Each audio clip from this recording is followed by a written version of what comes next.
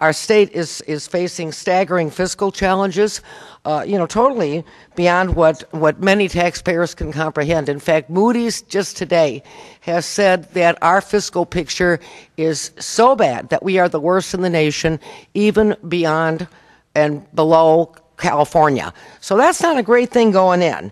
But today I've got in the controller's office more than 190,000 unpaid bills that are sitting on my desk.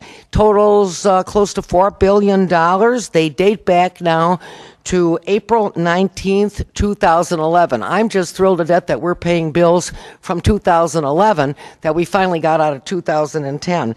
And we don't have the money to pay it. I mean, it's just that's simple. I can only pay what Dan sends me and what the taxpayers are kicking in, and they're not buying.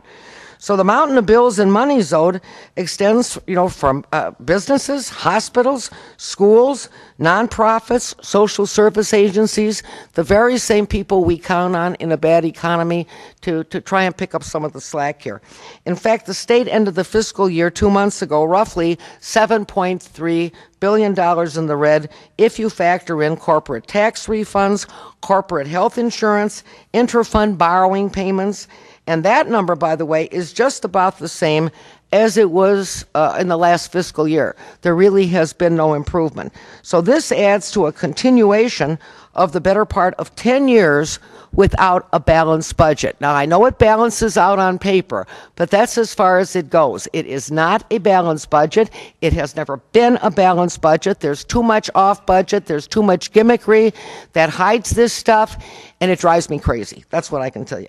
Now, you combine that with the current volatility of the markets and the fragile economy, then there's a serious potential of Illinois resulting in decreased revenues. People are not going out there and spending because businesses and individuals are not making that much. And they're also not hiring if the volatility is such that they don't know what's coming next. So along with an increased demand for services like Medicaid, we just can't afford it.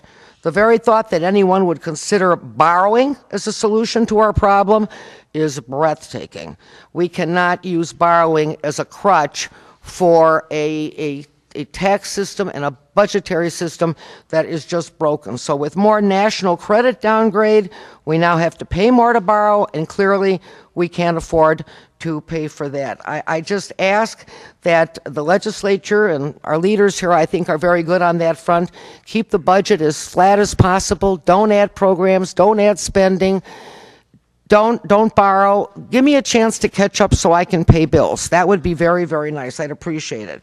More than ever now, I think we have the opportunity to fix these problems. I am optimistic about what we can do. And I think you're going to hear from our other state leaders with me today on some of the ideas that they have for this. Bottom line is we cannot keep spending more than we're bringing in. I mean, that should be common sense. Everyone needs to understand that. The public understands it, and everybody in government needs to understand that. I don't care if you call yourself Republican or Democrat, independent, vegetarian, whatever you are, all the way around. This is about the welfare of our state and our people. And these are the people we serve and are elected to serve. So we have to address our state's finances in a serious manner, and we have to do it immediately. This cannot be the old kick the can down the road routine. It has to get done. So if there's any chance of saving our economy, creating new jobs, getting the state back on track, the folks you see here are the ones who are going to try and do it, because the alternative is unimaginable at this point. So